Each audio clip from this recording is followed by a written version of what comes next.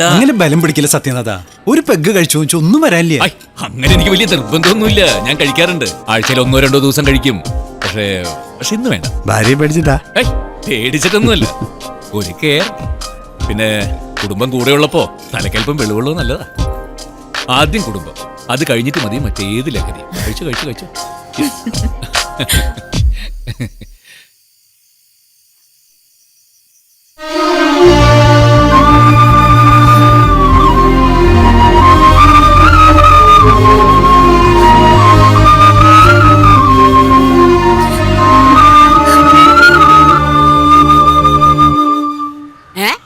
മാതാവേ, മാഷന്ത് പണി കിടക്കണത്? കാലത്ത് അടിക്കാനും തുടക്കാനും എന്നെ പെണ്ണുങ്ങൾ കാണാൻ പറ്റിയ കാഴ്ചയാണോ മാഷേ ഇത്? മാഷേ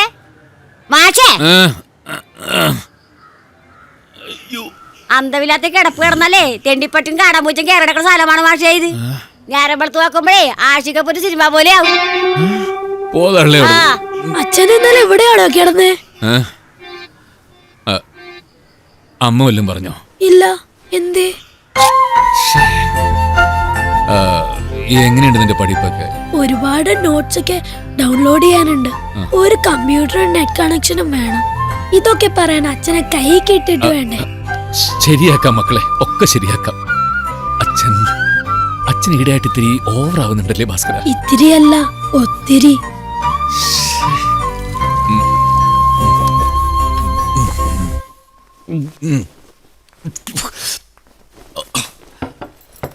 ഭാസ്കര, നിന്റെ ഭക്ഷണം ടേബിളിൽ ഇരിപ്പുണ്ട്, എടുത്ത് കഴിക്കാൻ മറക്കണ്ട. എനിക്ക് ചില കാര്യങ്ങൾ പറയാനുണ്ട്, അത് കേട്ടിട്ട് നീ പോയിക്കോ. താണ്ടം അപ്പുറത്തുണ്ട്, എന്നെ കൊണ്ട് ഒച്ച എടുപ്പിക്കരുത്. എടി, ഞാൻ എന്നെ ന്യായീകരിക്കുകയല്ല. തെറ്റാണ് ഞാൻ ചെയ്തത്. പക്ഷെ ഒരവസരം കൂടി എനിക്ക് മാറ്, എനിക്ക് പോവാൻ സമയം. നീ ഇന്ന് പോകുന്നില്ല. നീ മാത്രല്ല, ഞാനും മോനും ആരും പോകുന്നില്ല. കിണിങ്ങാ നിക്കല്ലേ സത്യേട്ടാ. ഇന്നത്തോടെ ഞാൻ എല്ലാം നിർത്തി. എല്ലാം നമ്മുടെ മോനാണ് സത്യം. ഓ എന്നെ പൊന്നോ, പണ്ടിതുപോലെ കൊച്ചു തലേപ്പ് സത്യം ചെയ്തിട്ട് 1 മാസം സൈക്കിൾ അടിച്ച് കിടപ്പിലായിരുന്നു. ഞാൻ തുടങ്ങിയിട്ടുണ്ട്. കാര്യങ്ങൾ ഇത്രത്തോളം ചെന്നെത്തുമെന്ന് ഞാനും പ്രതീക്ഷിച്ചില്ല. സോറി, എന്നോട് ക്ഷമിക്കണം. പ്ലീസ്. ഞാൻ ക്ഷമിക്കണം?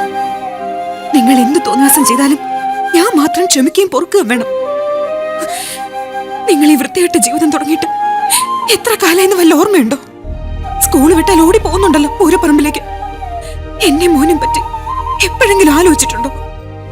ദിവസവും കുടിച്ചു കൂത്താടാൻ നിങ്ങൾക്ക് ഒരുപാട് ന്യായങ്ങളുണ്ട്. പകല് മുഴുവൻ കുട്ടികളെ പഠിപ്പിച്ച് എക്സോസ്റ്റഡ് ആയി. അതിന്റെ സ്ട്രെസ് താങ്ങാൻ പറ്റണില്ല. പക്ഷെ ചീട്ട് കളിച്ചും കുടിച്ചും നിങ്ങളതൊക്കെ മാറ്റിടണ്ടല്ലോ. ഒന്നോർത്തോ, നിങ്ങളെ കണ്ട ഇവിടെ ഒരു ആൺകുട്ടി വളരുന്നത്.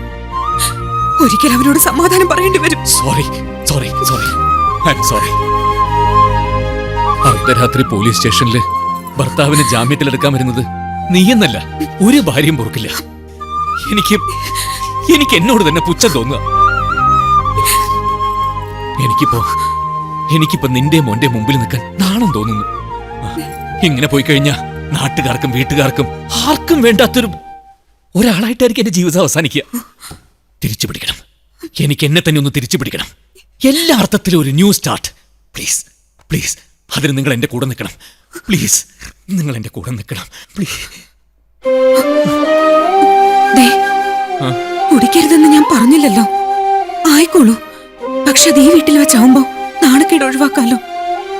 പോലീസുകാരുടെയും നാട്ടുകാരുടെയും മുമ്പില് ഒരു അധ്യാപകനായ നിങ്ങൾ നാണം കെട്ട് നിൽക്കുന്നത് കാണുമ്പോ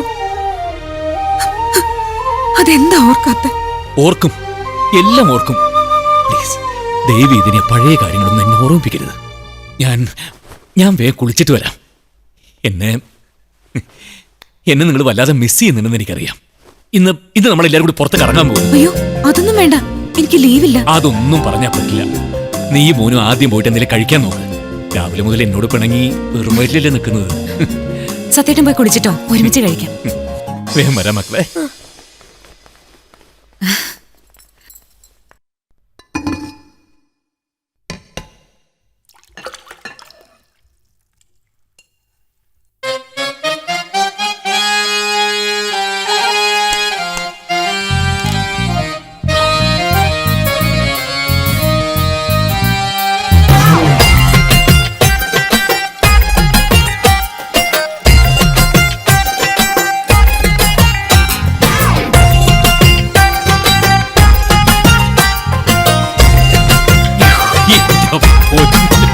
ഒരു മൊബൈൽ ഫോൺ പോലും ഉപയോഗിക്കാത്ത ആളാ സത്യനാഥൻ മാഷ്.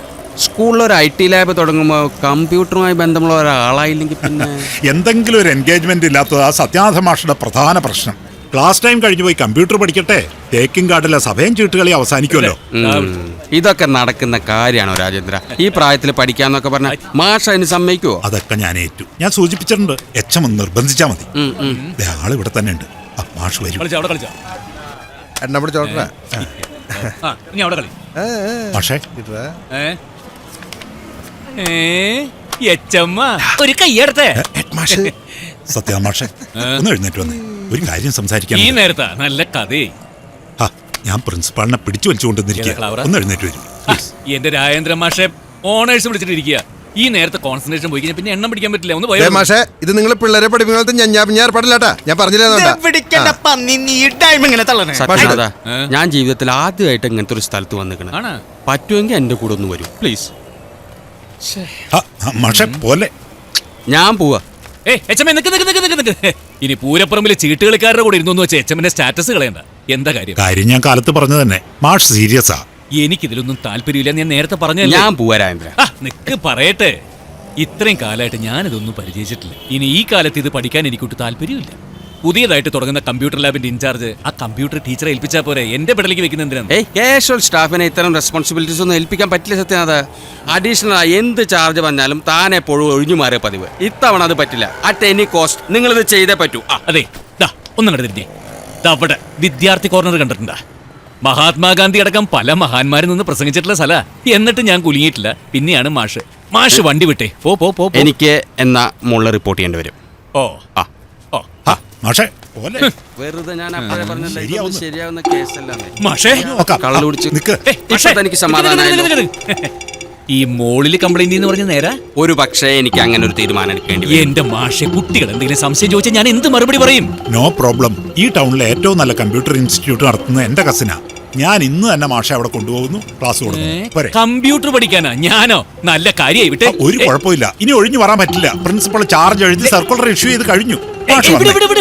ഞാൻ കമ്പ്യൂട്ടർ പഠിക്കാം. സമ്മതിച്ചു. കമ്പ്യൂട്ടർ പഠിത്തം നാളെ തൊട്ട്. ഇന്നത്തെ ഈ കളി വിട്ടിട്ട് വരാൻ പറ്റില്ല. വന്നു. അപ്പൊ നാളെ കാണാം. വരാന്ന് സമ്മതിച്ചല്ലോ, ഭാഗ്യം.